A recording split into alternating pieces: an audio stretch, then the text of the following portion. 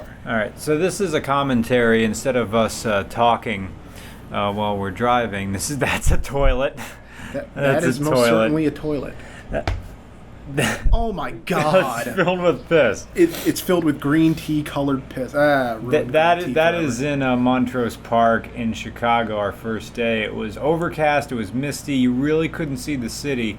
So I'll play with the levels so you can start to see it. I was explaining in this. You see the ocean, quote, yeah. But it's not an ocean. I want to explain to people in the UK that the Great Lakes are really inland freshwater seas.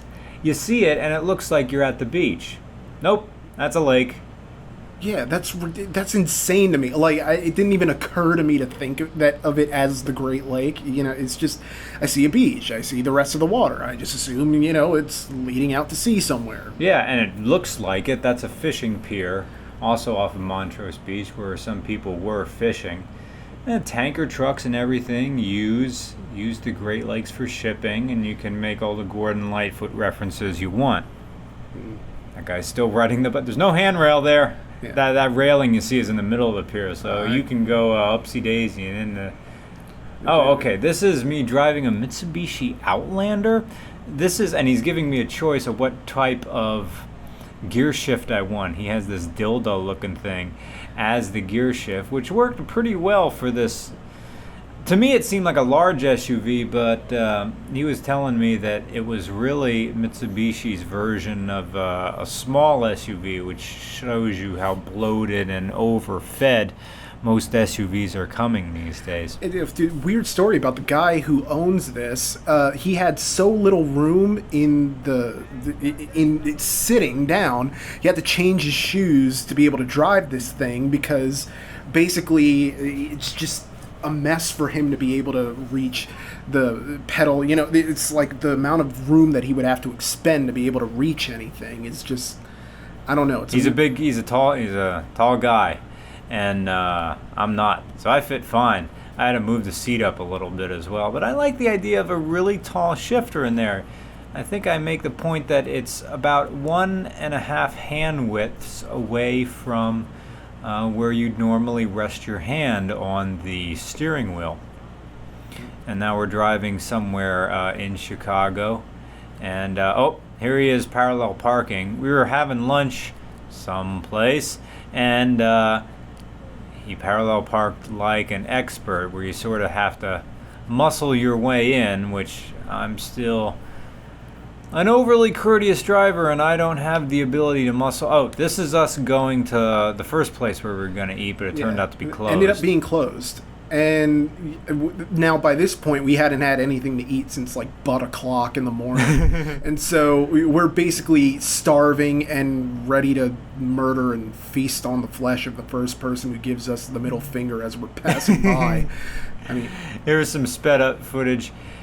We're going back. This is after lunch, where we eventually found this Asian fusion place that our volunteers liked, and we're driving back through some part of Chicago. Forgive me, I don't know which part.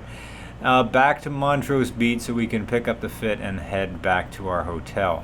Yeah, that Asian place reminded me of like that scene in Old Boy where he eats the octopus in that thing, in that restaurant. It just looked bad. We're in Illinois. We're chilling in Chicago, reenacting scenes from Old Boy.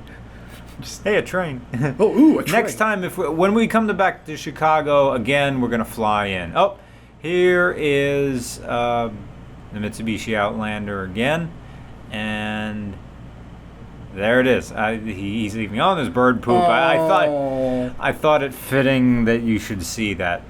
Here is a side shot. Hey, more cityscapes going by. But the idea of narrow. Wait, was that narrow house that went by? Something from something? I can't remember. City, and more city. Jungle of commerce. I really wanted a motorcycle here to navigate Chicago. For me, it would be a lot easier. That thing says hot. Would be a lot easier than riding in a car. As far as city navigation goes, I suppose once you know your way around, it doesn't become stressful anymore. But when you arrive there for the first time, this was not as bad as New York City. I wish, rental bikes. Yeah, I wish I could have used those blue bikes. There was a C7 there? No. Yeah, C7. Yeah. I think. Was that a C6? The car in a parking lot seen blocks ago. I mean, if we were having a drinking game out of how many Corvettes we saw around the way, we'd all have liver failure. Where we saw so many. Oh, here he is. Chicago, man. There he is. Oh, that guy is brilliant. He's got his messenger bag. He's got his cans on. And he's Chicago, man. He's bringing the Illinois.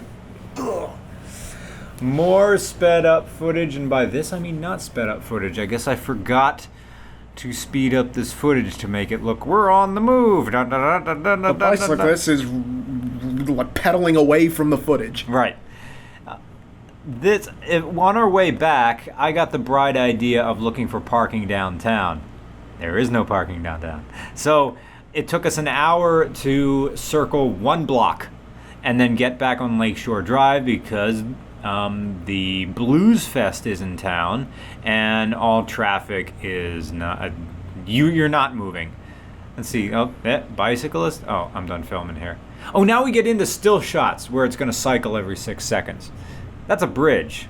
Your wife is hot. Time to get your AC fixed. I found that amusing. I don't know why. This is like the American the something company, bridge company.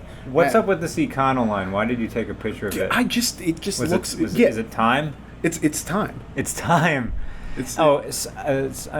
Okay. What's up with this? I don't know. Indiana Welcome Center. These were your pictures. Yeah, I just took random pictures of random. No, there's some of the skyline heading back to Lakeshore Drive from Montrose Park. There's the Montrose Beach itself. And I guess those are where boogie boards go? I have no idea. There's another guy you took a picture of. He was one of the candidates for Chicago, man, just because he's out there for a jog, but he's not really jogging, and he's not really dressed for it either. Hey, there's me. The back of me, I'm wearing a Homestar Runner hoodie with Strong Bat on the front. There's the Mitsubishi Outlander again. Very nice. Silence. Yeah. More Chicago. So much Chicago. I like it how downtown just goes right to the ocean. There's Millennium Park, which we passed very slowly. Very slowly. There's more traffic that I guess we're about to enter. Or no, we're still on. This guy's not having it. And this is I took a picture of this, and then I went to get a closer look. I don't know why. Maybe I just take a bunch of random shots because I think you might be able to use them. And then all of a sudden it starts leaking on my thing. And I'm like, I should probably move at some point. I'm getting pissed on. Not moving. This is a pan of the city as best as I could get it through the fog. It's like Silent Hill as a city. Yeah.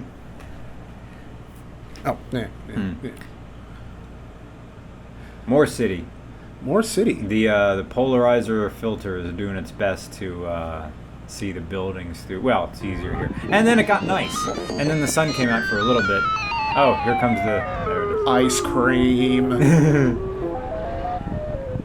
That dude asked if the car that we were driving around in was for sale. Yeah, the ice cream man ends up was walking out of his ice cream van, walking around, and asked us if the Mitsubishi Outlander was for sale. And I looked him square in the eyes and said, "No, sir." And then he went, "Oh, it's okay." And then he got back in his whatever, I don't know the type of van that was, ice cream van. Then he went away. So more Chicago. I wish we could have stayed longer. Next time we go here, we're going to fly in and then find someone who can help us show us around. A lot better than us just, I'm gonna drive and hit traffic and go nowhere. Although Lakeshore Drive, even at rush hour, wasn't too bad. Yeah. I mean, we got stuck in the Blues Festival traffic, and I really had to go to the bathroom to the point where I was getting a panic attack because I felt like my entire body was about to explode. It was the dumbest thing I've ever gotten a panic attack over, and Mr. Regular was all like, "Oh, you're gonna laugh about this someday," and I was laughing about it that night. But it's ridiculous of being stuck in Chicago traffic and trying to pee into a cup and and my stick shift getting stage fright. It's just I can't do it.